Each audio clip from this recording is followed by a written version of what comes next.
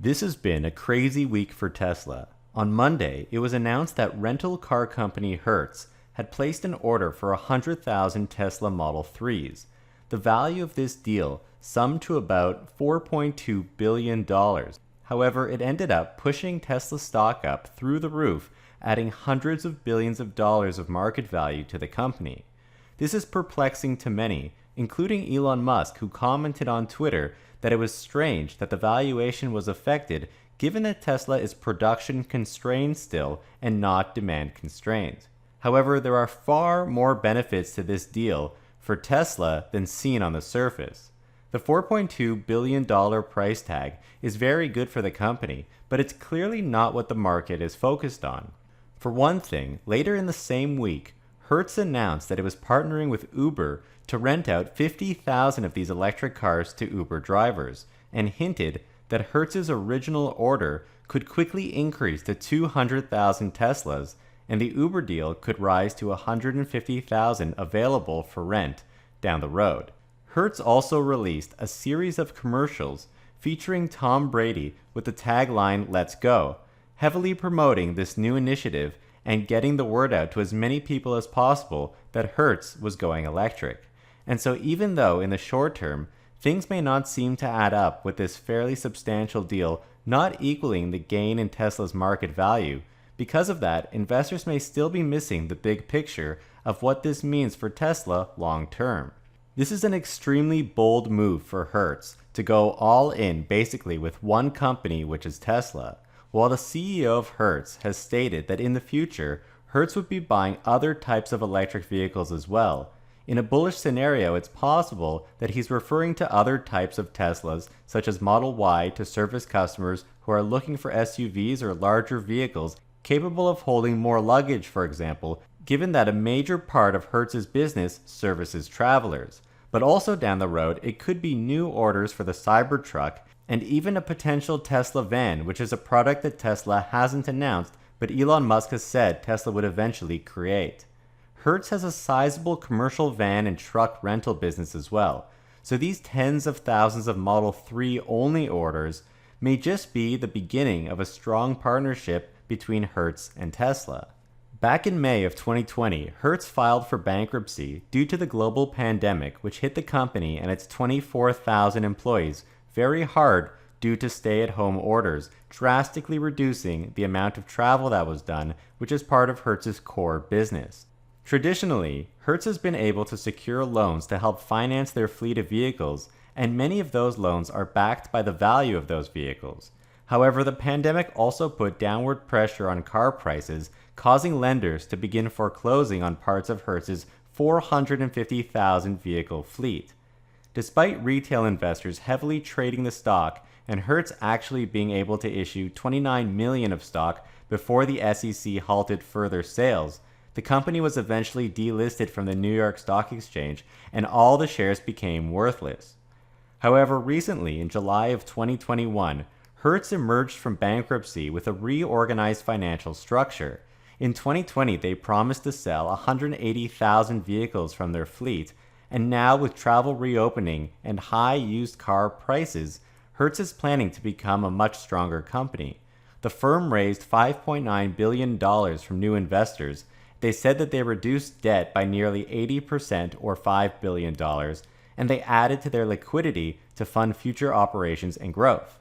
What's interesting is that in October of 2021, a new interim CEO was named, and this was Mark Fields, who was brought in to focus on forward-looking investments for the company. Now, Mark Fields is actually the ex-CEO of Ford. He ran Ford from 2014 to 2017. And while he was the CEO of Ford, he committed $4.5 billion to electrified vehicles for Ford. Now, electrified includes hybrids, but in 2016, it was actually under Mark Fields that the Mustang Mach-E program began, which was announced by Fields in 2017. He also tried to divert new investments in Mexico to invest in Michigan instead. However, it's funny that that same year, Ford's board of directors decided to shake things up and let Mark Fields go in order to transform Ford for the future, according to Bill Ford, the company's executive chairman. During Mark Fields' tenure, however, Ford's profit had been declining, and the stock price had dropped about 35% over his 3 years at the company. Nevertheless, it seems like Fields was on the right track with electrification, and the Mach-E that he initiated is currently Ford's only electric vehicle on the market that actually has some level of scale. Now that Mark Fields is the CEO of Hertz, it appears that he's able to execute on his vision, perhaps from a different angle, since Hertz is a rental company, not a vehicle manufacturer, but Fields is going all in on EVs and all in on Tesla, which would have been absolutely ridiculous and insane had he tried something similar while at Ford. So again, this is an extremely bold move from Mark Fields. Many executives who have retired from legacy automakers and aren't really affiliated with their old companies anymore still find it difficult to even say something nice about Tesla. But here we have Mark Fields investing for the long term billions of dollars initially into Tesla vehicles only. And by the way, stop using Yahoo Finance, stop using Google Finance, and have a look at our website, themarketisopen.com, where we have instant stock quotes and financial data going back 10 years, and it's all freely available. Now, this $4.2 billion price tag of these 100,000 Model 3s is fairly unimportant in the grand scheme of things, even though there were no discounts given to Hertz and they pay the same price as individual buyers. The first thing that Hertz did was launch an advertising campaign featuring Tom Brady. This pulls in tons of new people who previously may not have known or cared about EVs and showcases Hertz's new relationship with Tesla and how they're ready to go full electric. Many Tesla investors believe that Tesla should be spending money on advertising. However, Elon Musk has been against spending huge amounts of money on marketing. For one thing, Elon feels that marketing is fake and feels like it's trying to trick people. But really, Tesla already has so much demand for all of its vehicles that it can't even keep up on the production side. So why invest more money to try to get even more people on board when they can't even satisfy the current demand? Elon Musk would rather plow that money right back into research and development and the product itself to make the best possible product that basically sells itself. And that's been working. Plus, Tesla's social media presence is already quite strong, allowing them to advertise without paying. One argument for advertising anyways is that it's important that Tesla gains that mind share today, even if they can't sell every customer an EV today. These are all still potential buyers for the future, and it defends against marketing by other car companies who are spending money advertising that their EVs are essentially on the way, even though they're years behind Tesla. But perhaps if their ads are effective, they could delay buyers from buying Tesla today and wait for their own brands to come on sale. Hertz is in the midst of trying to reinvigorate their own brand, and they're basically advertising on Tesla's behalf essentially, which is a huge benefit to Hertz as well, to affiliate themselves with Tesla and a greener future before any of their competitors. Their large-scale partnership with Tesla shows the market that they are enormously confident with Tesla's brand. And CEO Mark Fields has stated that Tesla is the only company that can meet this scale of vehicles anyway. No other company can actually supply Hertz with this many cars. Look at competitor Rivian, for example, which is 20% owned by Amazon. Amazon ordered 100,000 electric vans from Rivian, which they expect will be delivered by the end of the decade. Amazon could have partnered with Tesla to come up with a delivery solution much faster, but it's likely that Jeff Hu doesn't want anything to do with Tesla, and so Amazon will have to wait. Beyond that, this is much more than just a bunch of cars being ordered by a rental company. Mark Fields has also said that Hertz will be building out its own charging stations throughout its location network. They didn't actually say if these were Tesla superchargers or something else, but this will help supplement Tesla stations, which again is really the only network that can support this many EVs to begin with, even though Tesla is putting out more superchargers as fast as possible. This is another reason why Hertz had to choose Tesla. Furthermore, the value of the cars themselves is very important for Hertz, as we've seen, because they use this value to get financing for this company. Even used Teslas have high residual value, and Hertz is thinking long-term, where because Hertz has had this massive failure in the past, they don't want to repeat the same mistake twice. If they purchased 100,000 new ICE cars, for example, these cars could lose value extremely quickly as electric cars take over, and we've even seen some geographies in the world set timelines for banning the sale of ICE cars, which would put huge downward pressure on their prices long term. So by going electric and building the largest electric fleet in North America, Hertz avoids another potential future catastrophe. Tesla's EVs also have the added benefit of almost no maintenance. There's no oil changes, the brakes don't even need to be changed for many years thanks to regenerative braking, and the cost to charge is a fraction of the cost of an equivalent gasoline car, which is good for both Hertz and to pass on savings to their customers. Many rental cars are also sold after the first year of use, and so perhaps Hertz could keep these EVs for longer, and they'll hold their value much better to get higher prices for Hertz if they refresh their used Teslas over time. Now, in terms of orders for Tesla, this could just be the beginning. In a recent interview, Mark Fields has already stated that he has plans to increase this 100,000 order to 200,000 vehicles. Hertz's fleet size is about 450,000, and so there's plenty more cars that will need to be replaced from their ICE fleet in the future. And that's just Hertz. There are many other players in the world that manage large vehicle fleets, and so competitors could jump aboard, and even companies outside of the rental business, think delivery companies or even telecom companies that need to provide vehicles to employees to go and service people's homes. Now that Hertz has validated Tesla with a huge vote of confidence, the ears of other companies may have just perked up. Now, if free advertising and the supercharging and all of these benefits for Tesla still wasn't enough, there's one hidden benefit that makes this deal very important to Tesla as compared to typical car sales, and Tesla drivers know this very well. Hertz is a rental company. When an individual buys a Tesla, they use it themselves for their family, and maybe they give some of their friends a ride. But Hertz will be putting hundreds of thousands of people into the driver's seat of a Tesla. This is something that has really never been done before at this kind of scale for Tesla. Many people don't buy a car unless they do a test drive, and Hertz is essentially giving away test drives to a huge number of customers. I believe at one point when Tesla was doing many test drives on their own, about a quarter of the people who test drove the cars would then go on and buy one. And this was actually reiterated by Uber CEO Dara Khosrowshahi, who just stated that if you've been in a Tesla, once you try it, you want to buy it. And that's a huge vote of confidence from Uber as well, who essentially wants their drivers to switch to Teslas. Hertz is also going a step further by making their Tesla fleet a differentiated experience from their other cars. They say this includes digitized guidance to educate customers about the electric vehicle, and also have an expedited rental booking process through the Hertz app. It would be interesting if all of Hertz's Tesla customers had to download the Tesla app for added functionality on their vehicles. So buying the cars is a one-time payment to Tesla, but continuous test drives essentially is long-term, spreads through word of mouth, and could create tens of thousands of future Tesla buyers. Uber is pushing their drivers to switch. Hertz is helping to onboard new customers onto Teslas, and all without Tesla needing to do anything.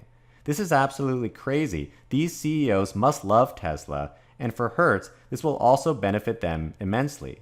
Mark Fields has a very large future vision for Hertz. They've partnered with Uber and will allow 50,000 Uber drivers to rent from their Tesla fleet, and this number could expand to 150,000 according to the Hertz CEO. Uber drivers will also get an extra dollar per ride when they rent a Tesla through Hertz. This is just an incentive deal between Uber and Hertz to encourage Uber drivers to use their electric fleet. Mark Fields has stated that they plan to become experts at managing large fleets way before their competitors, and so this deal gives a huge midterm advantage to Hertz since they're first in line to get these Teslas, and their competitors will have to wait if they order Teslas as well, or they'll wait even longer if they order electric vehicles from someone else. What's not said here is that Tesla will also become an expert in managing customer fleets as well. Already on Twitter, there was a post by Kim Paquette where she asks about Hertz's rental cars being automatically configured with driver profiles and settings, and Elon Musk says this feature is coming. That means Tesla will be learning and adding more features to support these new types of use cases layered on top of their technology stack that other automakers can't even dream of looking at yet because they don't sell nearly as many electric cars. So Tesla will be building yet another refined experience. We've already seen this with the traditional Tesla experience itself, where Tesla has been fixing bugs and issues for many years and making things as convenient as possible for their consumers. As Elon Musk says, any user input is error, meaning that the car should know what you want.